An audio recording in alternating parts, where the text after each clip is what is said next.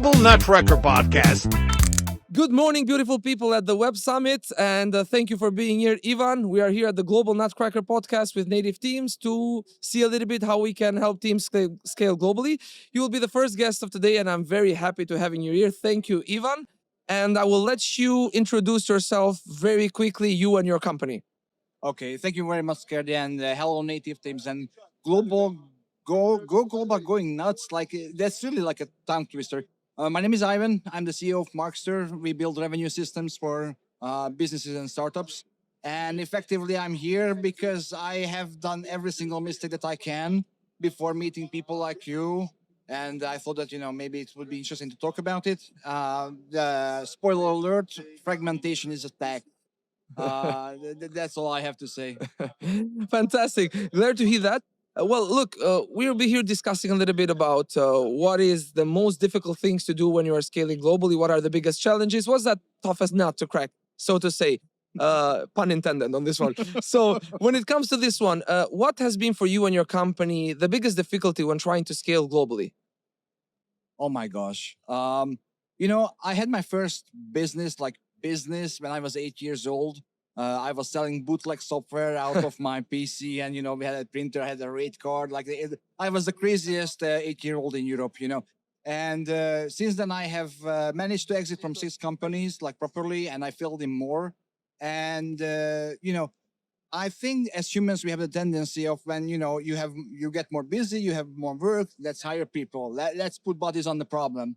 And if you do that without any kind of preparation, that's going to cause much more headaches than you actually it's worth. So I think that very succinctly, systems before hiring. And this is what I have learned, that this is the number one thing that people need to think about, because right now, AI, automation, internet, global citizenships, and etc. It's so easy to build a global company. Maintaining it, being compliant, making sure everybody's paid, and you're not losing your pants off. That's a different thing. Yeah, 100%. I will align with you on this one. Now, you mentioned something, creating it's easy, but then maintaining it becomes difficult, right? So I would walk through for all of the founders that are listening to us to the biggest challenges that you personally have encountered when it comes to scaling teams globally, whether they were the finding of talent, whether they were navigating taxation, whether it's like just knowing where to hire and navigating maybe the cross-cultural geographies of the world. But let us stop to what has been the most difficult thing for you, because probably for every company and every founder, there's different issues that are the biggest. Definitely. But when I was able to grow very big, that was because I found the right people. So over the years, like in 15 years, I have decided that, no matter where they are, if you are on the best in the world, I want to have you on my team. And this was my go-getting philosophy. I was born in Budapest in Hungary, a little Eastern European country. And then I was moving around, Canada, US. I was doing business all over the place. And I thought, yeah, I have a bank account, they pay in, it's okay. I pay out, and it's also okay. And, the biggest slab that I had, like the first big slab, was $47,000 that I had to spend, because I had a US entity. I was, operating from that. I had a German client who wanted a European one, so I set up in Estonia. I was managing it from Budapest.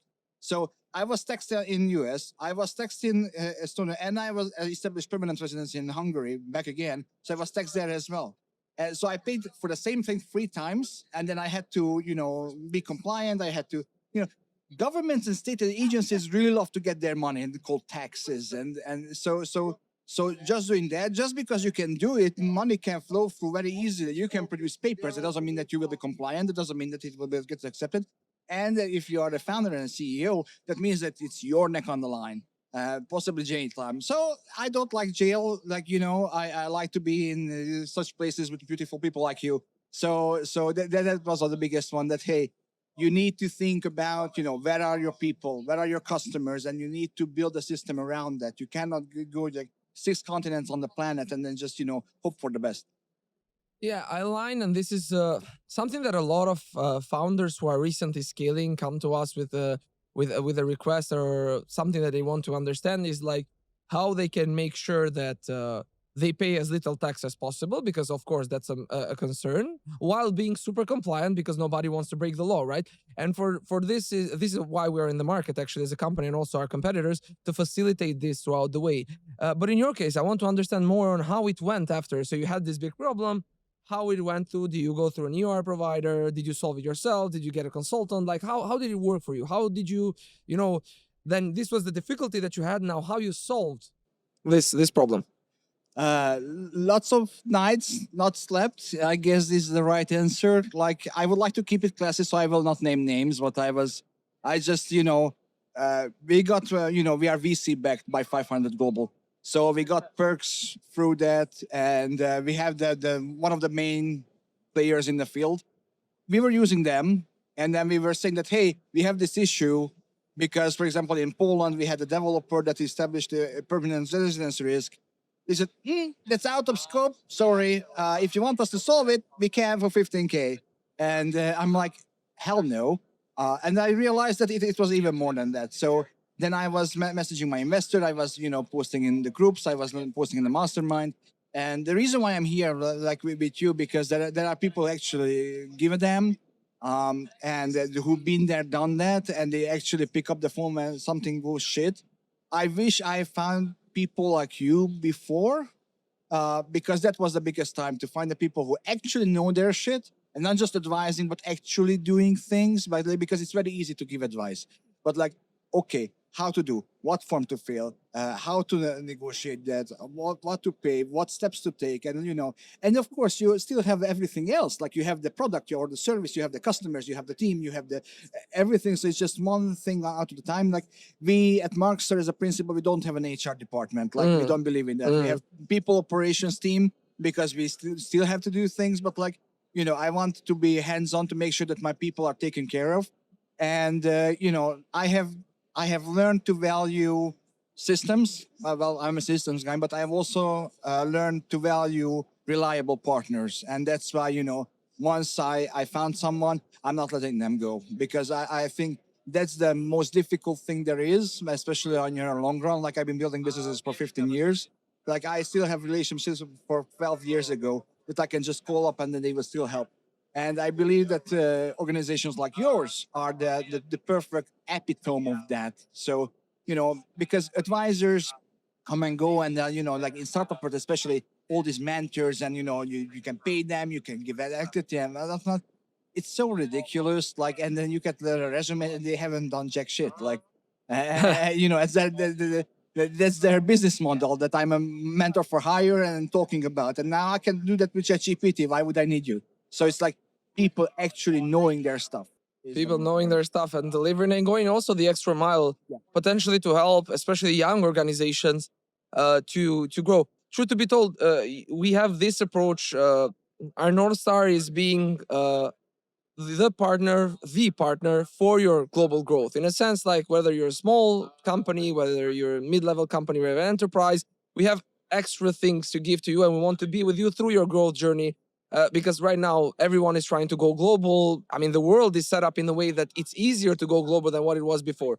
Now, I want to stop on a couple of things, and also I want to understand what your team is. The team size, where your people are located. So I can also understand how you have spread up the team, because there are multiple factors rather than compliance only.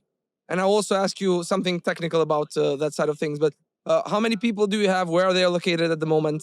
Gotcha. So in the core team, we have my co-founder Attila from Denmark, and also I have two full-time people, one in Budapest and one in London. So that's the core team, and then we have a bunch of contractors. So Where are the contractors located? we have contractors in North America, in South America. We have Europe, in Africa, and I think we have one guy still in Southeast Asia.